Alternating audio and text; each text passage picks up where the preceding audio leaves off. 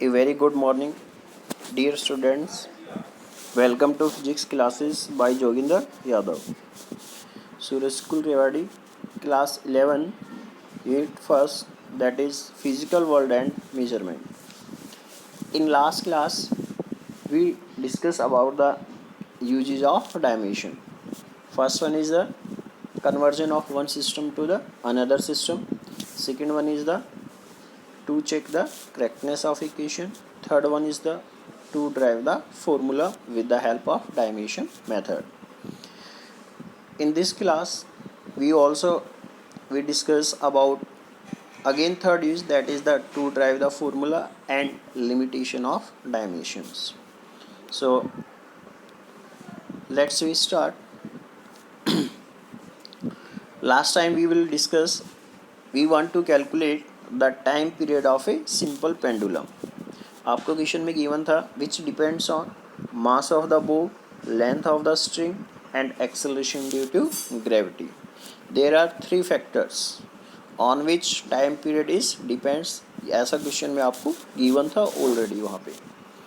सो जिन जिन factors पे आपका depend कर रहा है बेटा, उनकी पावर आप ए, बी और सी अज्यूम कर लीजिए.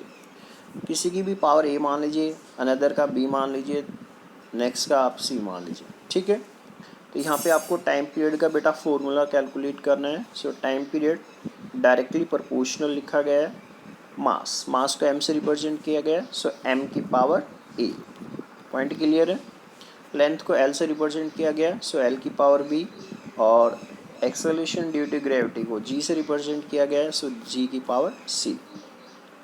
प्रोपोर्शनलिटी साइन को आपने रिमूव किया तो उसकी जगह क्या रखा बेटा, आपने कांस्टेंट रखा, that is K. So T is equal to हो गया आपके पास K M raise to power A, L raise to power B and G raise to power C. अब क्या करना है बेटा, आपको दोनों साइड सभी क्वांटिटीज़ का डायमेंशनल फॉर्मूला लिखना है. टाइम का क्या होता है बेटा, कैपिटल टी होता है. तो कैपिटल टी, क्या इस टर्म को मैं ऐसे भी लिख सकता हूँ, m0 L0 और T1. बेटा बिल्कुल लिख सकता हूँ. T मतलब T की पावर 1 है तो ये लिखा है m0 मतलब 1 हो गया, L0 मतलब 1 हो गया, तो सिंपल क्या बच गया T. तो ये तो हो गया क्या, किधर आपका लेफ्ट हैंड साइड में बेटा. तो लेफ्ट हैंड साइड में लिखा गया बेटा m0 L0 T1. This is the dimensional formula of time. Right hand side में आइए बेटा. मास का क्या होता है बेटा, m. सो m की पावर a. लेंथ का क्या होता है बेटा, L. सो L की पावर B. और एक्सेलरेशन का याद है आपको, एक्सेलरेशन कैसे निकालते हैं हम, A इज इक्वल टू क्या होता है V बाई टी. टाइम का तो हमें पता होता है, V का नहीं पता हो सकता है किसी को, कोई प्रॉब्लम नहीं है, कोई इश्यू नहीं है. V का आप कैलकुलेट कर लीजिए किससे, x बाई टी से. तो x बाई टी से V का निकालेंगे तो कितना आएगा बेटा, LT-1. तो LT-1 यहाँ प्लेस करोगे और नीचे है T, तो ये टोटल बन जाएगा LT-2. तो ये लिखा गया है, देख लीजिए, LT-2. और इसकी पावर कितनी है बेटा, C है. पॉइंट क्लियर है. लेफ़्ट साइड और राइट साइड दोनों तरफ आपको डायमेंशनल्स फॉर्मूले इनके प्लेस करने हैं जो जो क्वांटिटी गिवन है. सो टाइम का आपके पास हो गया T, m0 L0 T1. Mass का कैपिटल M, लेंथ का कैपिटल L और acceleration due to gravity LT-2. Powers combine करनी है. M की पावर कितना बेटा, A. 1 यहाँ है, A यहाँ, तो A हो गया टोटल. L की पावर 1 यहाँ, ऊपर B है. L की पावर 1 यहाँ, ऊपर C है, तो L की पावर हो गया B प्लस C. आपको पता होगा जब बेस सेम होते हैं तो पावर ऐड हो जाती है. तो ये L की पावर B और ये L की पावर C. टोटल क्या लिख सकता हूँ, L की पावर B प्लस C. ऐसे ही टाइम, यहाँ टाइम नहीं है, यहाँ टाइम नहीं, यहाँ है -2, ऊपर C है तो T की पावर -2. दोनों तरफ पावर्स कंपेयर कर लीजिए. तो m0 है, यह ma है, तो a की वैल्यू कितनी आ गई बेटा, 0. बेसिकली आपको a b c की वैल्यू निकालनी है. यह l की पावर कितना है बेटा, 0. इधर l की पावर कितनी है, b प्लस सी, तो b plus C is equal to 0. यहाँ t की पावर कितनी है बेटा, 1. और इस साइड t की पावर कितना, -2, तो -2c इज इक्वल टू 1. तो c की वैल्यू कितनी आ गई बेटा, यहाँ से -1/2. पॉइंट क्लियर है. और इसकी वैल्यू रख दोगे सेकेंड इक्वेशन में तो b की वैल्यू आ जाएगी. तो तीनों वैल्यू पता लग गई आपको. a 0 था बेटा, b प्लस सी 0 था और -2c इज इक्वल टू 1. तो c कितना आ गया, -1/2. c की वैल्यू रख दी तो b कितना आ गया, -2. तीनों वैल्यूज़ आप रख दीजिए a b c. तो टी इज इक्वल टू के एम की पावर ए कितना है 0, एल की पावर बी हाफ, जी की पावर माइनस हाफ, जी वो नीचे चला जाएगा तो जी की पावर प्लस हाफ हो जाएगी। हाफ का मतलब क्या हो गया बेटा स्क्वायर रूट। तो क्या आ गई टाइम पीरियड का हमने फॉर्मूला ड्राइव कर दिया है with the help of dimension method. Now we will discuss about the limitation of dimensional analysis. इसकी कुछ लिमिटेशन है, ये आपको पता होनी चाहिए। We can not derive the formula by the help of dimension in which terms like trigonometry function, logarithmic, exponential function और constant. मतलब क्या है, देखो बेटा सिंपल है, आप सभी फॉर्मूले ड्राइव नहीं कर सकते जिसमें क्या क्या क्या आता हो आपका। We can not derive the formula by the help of dimension in which terms like trigonometry function आते हो, उसमें लॉगरिथमिक फंक्शन आते हो, एक्सपोनेंशियल फंक्शन आते हो। ट्रिग्नोमेट्री फंक्शन पता है बेटा, आपने 10th में पढ़ा है, साइन कोसाइन, ठीक है। लॉगरिथमिक लॉग की टर्म में, और एक्सपोनेंशियल ई की पावर है एक्स ऐसे करके, ठीक है। तो इस तरह के अगर आपके उसके अंदर आते हैं तो आप उसकी हेल्प से, डायमेंशनल फॉर्मूले की हेल्प से नहीं ड्राइव कर सकते। नेक्स्ट है, अगर मोर देन 3 वेरिएबल है तो आप ड्राइव नहीं कर सकते, क्योंकि मोर देन 3 वेरिएबल होंगे तो आप ए बी सी डी की वैल्यू कैलकुलेट नहीं कर पाएंगे। कुछ स्पेशल केसेस में हो जाता है, लेकिन जनरली क्या होता है, मोर देन 3 वेरिएबल है, 3 टर्म्स आ रहे हैं जिन पे वो डिपेंड कर रहा है, तो आप उसकी हेल्प से नहीं कर सकते। जैसे टाइम वाला था, हमारे पास 3 ही थे, एक लेंथ पे डिपेंड कर रहा था, दे रखा था आपको, एक मास पे दे रखा था, और एक एक्सेलरेशन ड्यू टू ग्रेविटी। अगर ज़्यादा होते 4 5 6 तो वहाँ पे आप प्रॉब्लम फेस करते, आप ड्राइव नहीं कर पाते। According to dimension we can not determine whether a quantity is scalar और वेक्टर। क्वांटिटी 2 कैटेगरी में डिवाइड किया गया, एक स्केलर और एक वेक्टर। स्केलर क्या होता है, जिसके पास सिर्फ मैग्नीट्यूड होता है, कोई डायरेक्शन नहीं होती। बेटा वेक्टर क्वांटिटी क्या होती है, जिसके पास मैग्नीट्यूड भी होता है और बेटा जिसके पास डायरेक्शन भी होती है। तो आप डायमेंशन की हेल्प से आप ये आइडेंटिफाई नहीं कर सकते कि वो क्वांटिटी आपका स्केलर होगा या फिर आपका वेक्टर क्वांटिटी होगा। पॉइंट क्लियर है।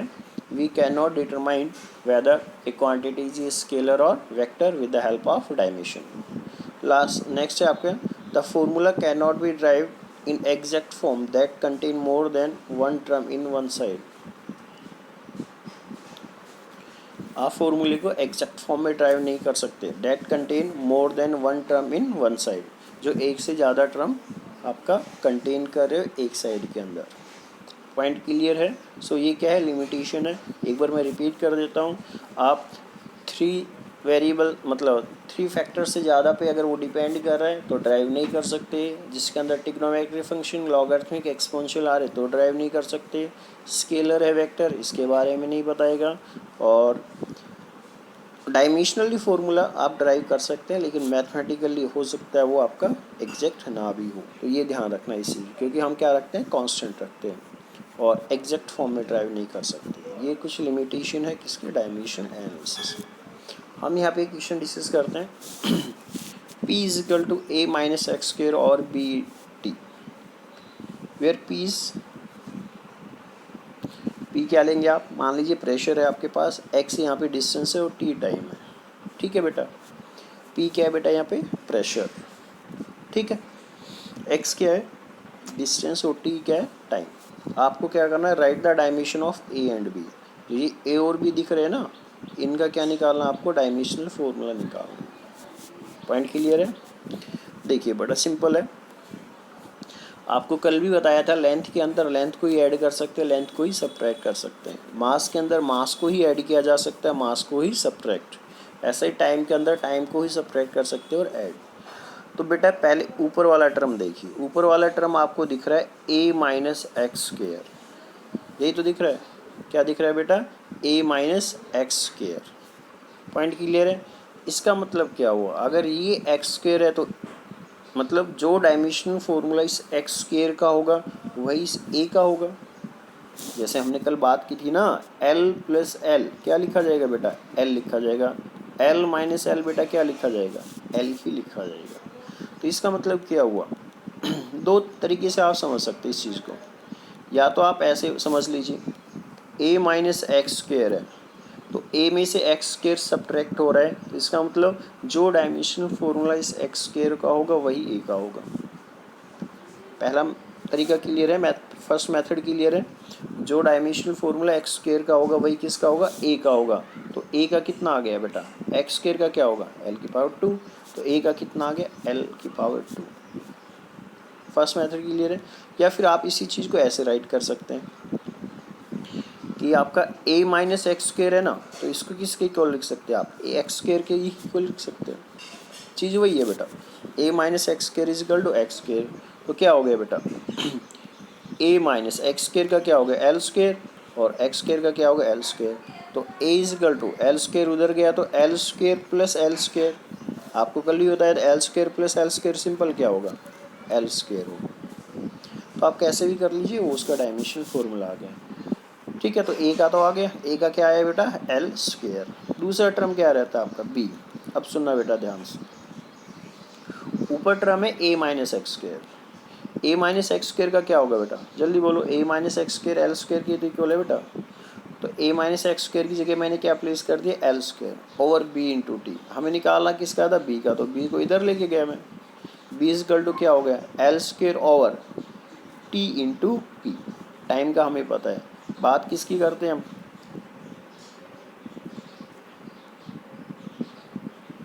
पी यहाँ पे देखा बेटा, ये यहाँ पे क्लियर नहीं लिख रखा, पी पावर है या प्रेशर है।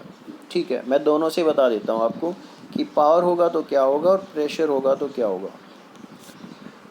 प्रेशर होगा फोर्स पर यूनिट एरिया बेटा। प्रेशर क्या बनता है, फॉर्मूला सबने पढ़ा है, फोर्स पर यूनिट एरिया। फोर्स का डायमेंशनल फॉर्मूला क्या होता है बेटा, M L T minus two. Force का क्या होता है, M L T minus two. Area का क्या होगा बेटा, L square.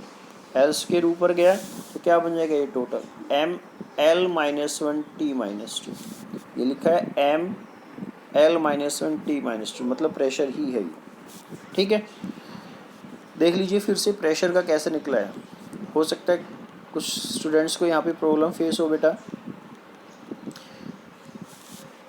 Pressure is equal to, मैंने कल भी बताया था, आपको क्रैमिंग नहीं करना है टेबल, आपको क्वांटिटी का फॉर्मूला पता होना चाहिए। प्रेशर इज इक्वल टू होता है फोर्स पर यूनिट एरिया। पॉइंट क्लियर है बेटा।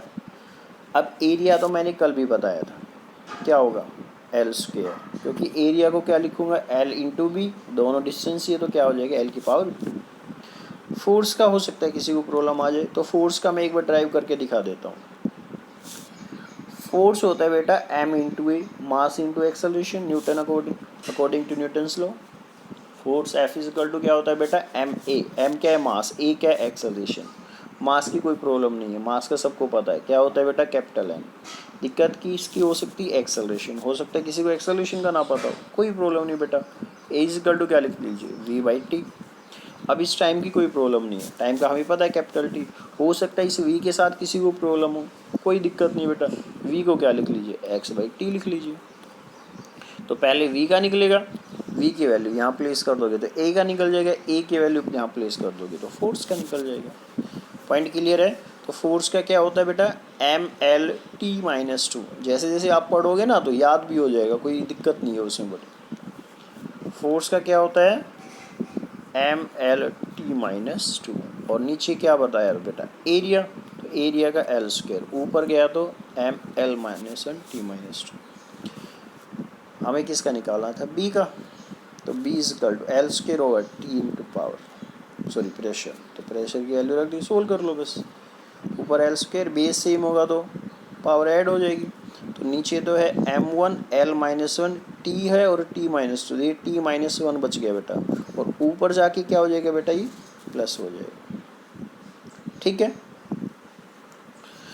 तो ये क्या आ गया आपका डायमेंशनल फॉर्मूला कैलकुलेट हो गया, किसका, ए और बी। अगर आपसे रिलेशन पूछे या क्या पूछे आपसे, ए बाई बी क्या होगा, तो बड़ा सिंपल है बेटा, ए का रख दो और डिवाइड उसके बी का रख दो, दोनों को सोल्व कर दो, ए बाई बी का निकल जाएगा। तो इस तरह से हम डायमेंशनल फॉर्मूले कैलकुलेट कर सकते हैं। क्लियर है बेटा। ये था आपका यूनिट एंड डायमेंशंस। तो आपके यूजेज ऑफ डायमेंशन और कांस्टेंट वगैरह के डायमेंशनल फॉर्मूले कैसे कैलकुलेट करते हैं। पॉइंट क्लियर है बेटा।